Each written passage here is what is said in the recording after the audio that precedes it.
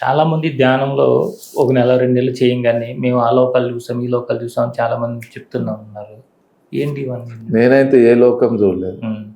ఈ కలియుగ లోకమే చూసిన హ్మ్. ప్రపంచంగా. హ్మ్. ఏం లేదు. చెప్తున్నారు అది ఎంతవరకు కరెక్టో, మైండ్ ప్రొజెక్షన్ ఎంత ఉంటుందో ఏం తెలియదు నాకు కూడా. హ్మ్. కానీ ఫ్రీక్వెన్సీస్ పెరగడము ఒక ప్రాక్టికల్గా ఉంటాను నేను ఎప్పుడు. హ్మ్. తెలిసిందే చెప్తాను, ఎవరు చెప్పను. నేను ఏ లోకాలు చూడలేదు, చెప్పను కూడా. అంటే మరి మీరు క్లాసెస్ చెప్పే దగ్గర లేదా మీరు గ్రూప్ మెడిటేషన్ చేపిస్తుంటారు కదా, చేపిస్తాను. అలాంటి అట్లా మరి వాళ్ళ ఎక్స్పీరియన్స్ అడిగినప్పుడు చెప్పినప్పుడు మరి మీరు ఎట్లా రిసీవ్ చేసుకుంటారు వాటిని? కలర్స్ కనిపినాయి అంటారు, మాస్టర్స్ కనిపించినారు అంటారు. ఓకే, కనిపించి ఉండొచ్చు, ఎవరు ఏ స్థాయిలో ఉన్నారో తెలియదు. అయితే నాకు ఎనర్జీ తెలుస్తుంటుంది అంతే. హీలింగ్స్ బాగా అవుతాయి నా క్లాసెస్లో. వేద మంత్రాలతో ధ్యానం చేపిస్తాను. కూర్చోబెట్టారంటే అసలు మామూలుగా ఉండదు. ఈ ఆంజనేయ స్వామి, కాళికమాత బీజ మంత్రాలతో చేపిస్తాను. ఎలాంటి ప్రాబ్లం ఉన్న బాడీలో, హెల్త్ ప్రాబ్లమ్స్, ఇష్యూస్ ఉంటాయి, అక్కడ సెకండ్స్లో రిలీజ్ అయిపోతాయి. బాడీస్ మీద ఏమైనా ఉన్నా కానీ మంచి ఎనర్జీతో, పాజిటివ్ ఎనర్జీతో వెళ్తారు వాళ్ళు. అంటే మీరున్న దాంట్లో ఇవన్నీ వ్యతిరేకం కదా మరి, ఈ బీజాక్షరాలు, ఈ మంత్రాలు, ఎనర్జీస్ క్రియేట్ చేసుకుంటారు. ఈ వేద మంత్రాలు, బీజాక్షరాలు, కాళీమాత, హనుమంతు ఇవన్నీ వ్యతిరేకం కదా. ఇవి వ్యతిరేకం ఏం లేదు. నేను ఎనర్జీస్ క్రియేట్ చేయడానికి దేవతలు ఆహ్వానిస్తాను, మాస్టర్స్ ని. నా ఇంటి గురించి కాదు కదా. ఎవరెవరు ఏమేమి కర్మలు చేసి వచ్చారు, ఎన్ని పాపాలు చేసి వచ్చినారు, మాస్టర్స్ ని రిక్వెస్ట్ పెడతా. తెలిసి తెలియక వీళ్ళు ఏమైనా చేసిన పాపాలు ఉంటే కాల్ చేయండి అమ్మా మీరు వచ్చి. నేను చేయలేను, నేను ఉన్న వాళ్ళు ఎదురుగా అంతే. నాకు ఛానలింగ్ చేస్తారు వాళ్ళంతా. మాస్టర్స్ రావడము, ఎనర్జీ ఫ్లో బాగుంటుంది, హీలింగ్స్ అవుతాయి. చాలా మందికి అయినాయి. ఇద్దరు పట్టుకొచ్చిన పేషెంట్ నడుచుకుంటూ పోయినాడు క్లాస్ విన్నాక. ఫ్రెష్ అయిపోయినా, సార్ ఏంది, ఏం జరిగింది ఇక్కడ, చేయి పెట్టలేదు, నేను ముట్టుకోలేదు, ఏం చేయలేదు, క్లాస్లో ఉంటేనే అంత హీలింగ్ జరిగింది. అందులో తప్పేముంది? ఇప్పుడు కొన్ని ఎమర్జెన్సీ మెడికేషన్ ఉంటుంది, ఐసీయూలో వాడేస్తారు. నాకు అక్కడ ఉన్న జనాల్లో ఏమన్నా అట్లా అనిపిస్తే అక్కడ పిలుస్తాను, నిర్వరాష్టకంతో పిలుస్తాను, శివుడిని అంటే అమ్మవారిని పిలుస్తా, ఐగిరి నందిని. ఆ టైంలో ఏం జరుగుతుందో అదే జరుగుతుంది. వస్తుంది, వాళ్ళకి కావాల్సిన ఎనర్జీస్ వస్తాయి, క్లెన్సింగ్ అయిపోతాయి, మంచి ఎనర్జీతో పోతారు, బూస్టప్ అయిపోతారు జనం. అందులో ఏం తప్పు ఉంది? మంత్రాలు ఇవన్నీ ఓకే. బ్రాహ్మణ్ ఫ్యామిలీలో పత్రి సార్ వచ్చారు, కానీ అది పెద్దగా దానికి ఆయన ఫోకస్ చేయలేదు. దాని శక్తి ఏంది నాకు తెలుసు, ఎందుకంటే అవి నేను బాగా చేసినోడిని. అందుకు నేను అవి వాడుకుంటాను, నా ఆయుధాలు అవి. అది అంటే వారు ఏ ఉద్దేశంతో వద్దన్నారో తెలియదు, కానీ ఇప్పుడు చేసేవాడు మాత్రం అట్లా అన్నిట్లు అసలు మాకు సంబంధం లేదన్నట్టుగా ఉండడం అనేది అది వాళ్ళ ఇష్టం. పూజలు చేయొద్దు, అవి ఏమేమో చెప్తారో ఓకే, అది ఓకే. ఒకసారి కాలేజ్కి వచ్చిన స్కూల్ ఎందుకు వెళ్తారు? నేను వాళ్ళకి అది నేర్పియా. నేను ఆ టైం బీయింగ్ నేను వాడుకుంటా మంత్రాలు. మీరు ఇది చేయండి రోజు అని చెప్పాను. పొద్దున్న లేవగానే కరాగ్రే వసతే లక్ష్మీ కర్మూలే అవసరం లేదు, ఒక 10 నిమిషాలు అది ధ్యానం చేసి బయటికి రండమ్మా అని చెప్తారు. ఆయన వచ్చి లేపితే మీరు లేచిన వాళ్ళు కృతజ్ఞత, గ్రాటిట్యూడ్ నేర్పిస్తాం. ముందు రాగానే భోజనం చేస్తున్నావు, పశువుడు గడ్డేస్తే ఎట్లా తింటుంది అట్లా తింటున్నాం. అన్నం ఒక పరబ్రహ్మ స్వరూపం, యజ్ఞం అది. ఇవన్నీ కూడా మన సనాతన ధర్మంలో కూడా ఉంది. కరాగ్రే ఇవన్నీ చెప్పినప్పుడు ఇది కూడా కృతజ్ఞత భావం, గ్రాటిట్యూడ్. భోజనం చేసే కూడా గ్రాటిట్యూడే కదా అని ఇచ్చేది కదా. ఆ మంత్రాలు సంస్కృతంలో కాకుండా మామూలుగా చెప్పడం అలవాటు చేస్తున్నారు అంతే.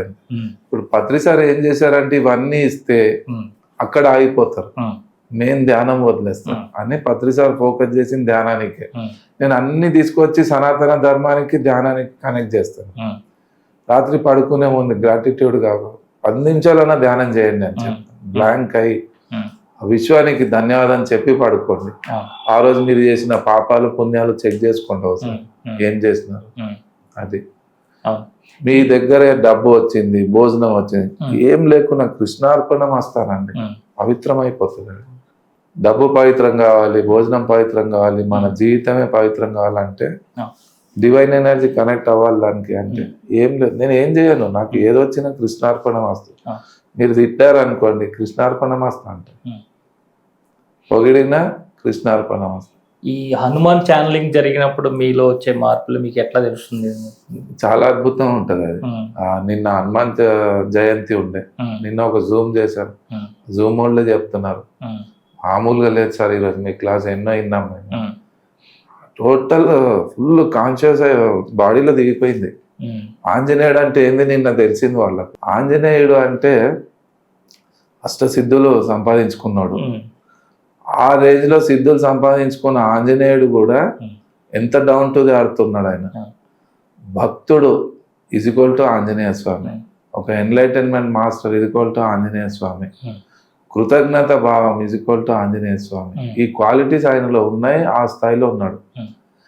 రాముడు లేని ఆంజనేయ గుళ్ళు ఉంటాయి, రాముడే ఉన్నాడు అక్కడ, ఆంజనేయుని గుళ్ళు ఉన్నాయి. కానీ ఆంజనేయుడు లేని రాముడు కూడా ఎక్కడ ఉండదు. భగవంతుణ్ణి క్రాస్ చేసిపోయిన భక్తుడు ఆయన. భక్తుడు అంటే అట్లా ఉండాలి. అర్జునుడు కృష్ణుని సరెండర్ అయినాడు, ఆంజనేయ స్వామి రాముడికి సరెండర్ అయినాడు. ఆయన లోపల ఉన్న శక్తులు ఆయనకు తెలియదు. నువ్వు అనుకుంటే శ్రీలంకకి అట్లా ఎగిరి వెళ్ళిపోవచ్చు, అంత శక్తి నీ లోపల ఉంది అని రాముడు చెప్పేవరకు ఆయనకు తెలియదు.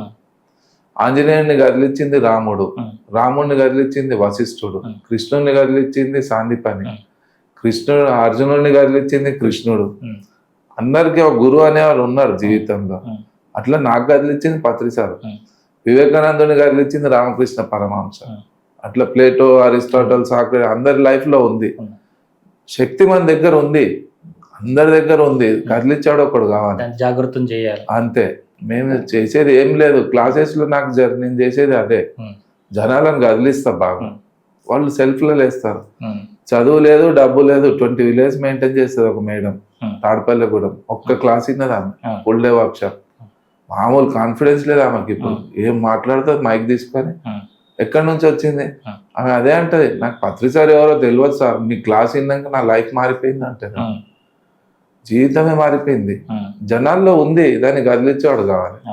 భావ జాగృతి చేస్తాను ఫస్ట్, తర్వాత ఇంటలెక్ట్ లో తీసుకొస్తాను.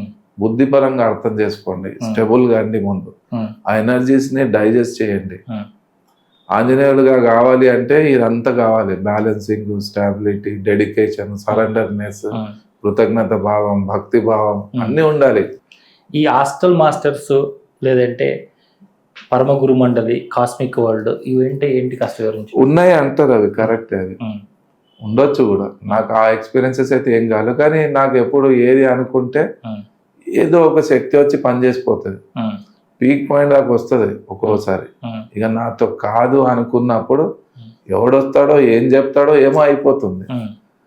ల్యాండ్ విషయంలో గొడవ అయింది పెద్దగా, వేరేవాడు వచ్చి కబ్జా చేశాడు, ఒక రేంజ్ లోకి వెళ్ళిపోయింది అది. నేనేమో శ్రీలంకకి వెళ్ళాలి, ఎయిర్పోర్ట్ లో ఉన్నాను, సిఐ ఫోన్ చేసి ఎక్కడున్నావు నువ్వు, తొందర రాను ముందు పిఎస్కి, ఎఫ్ఐఆర్ అయింది అని. ఏం చేయాలి నేను? మధ్యవర్తి ఏమన్నాడు, సార్ మీరు హాయిగా తిరిగి రండి, 10 days తర్వాత చూసుకుని, నేను ఉన్నా కదా ఇక్కడ అన్నాడు ఒకడు వచ్చి. 10 days పోయి వచ్చాక అంత నార్మల్ సెట్ చేసాడు ఈయన. మొత్తానికి ఆయన పక్క జరిగిపోయినాడు. డైరెక్ట్ ఓనర్ని పిలిపించి మాట్లాడి సెటిల్మెంట్ చేసి క్లోజ్ చేసేసినాడు. స్మూత్ గా అయిపోయింది. ఒక రేంజ్ వరకు టెన్షన్ వస్తుంది. మనం కాన్ఫిడెన్స్ ఉంది కానీ ఆ టైం మాత్రం టెన్షన్స్ ఉంటాయి మనకి. ఎక్కడ ఎవడు పిలుస్తాడో ఏం జరుగుతుందో అర్థమే కాలేదు నాకు. పిచ్చి లేసిపోయింది ఆ 10 రోజులు అయితే. లాస్ట్ మూమెంట్ ఎవడో వచ్చి సెట్ చేసి వెళ్ళిపోతుంది. ఇదే హాస్టల్ మాస్టర్స్ అంటే సపరేట్ గా కృష్ణుడో బుద్ధుడో ఎవరో వస్తాడని కాదు. ఏ బాడీలు దూరుతారో వాళ్ళు వచ్చి సెట్ చేసి వెళ్ళిపోతారు. ఇలాంటివి చాలా జరిగినాయి నాకు అంతే ఫిజికల్ లైఫ్ లో. ఇక స్పిరిచువల్ లో అయితే ఎప్పుడు మనకు కనెక్ట్ అయి ఉంటారు వాళ్ళు అంతే. ఖచ్చితంగా అనన్యాస్ చింతయంతో మాం ఏ జన పర్యుపాసతే తేషాం నిత్యాభియుక్తానం యోగక్షేమం మహామ్యం. కృష్ణుడు చెప్పింది ప్రాక్టికల్ గా నా జీవితంలో చూశాను నేను అది. అవునండి, నువ్వు నా వైపు వచ్చేయి అన్ని నేను చూసుకుంటా అన్నాడు. ఆయనే దిగి రావాలని ఏం లేదు. ఏ బాడీలో ఏ రూపంలో వస్తాడో తెలియదు, చేసిపోతాడు.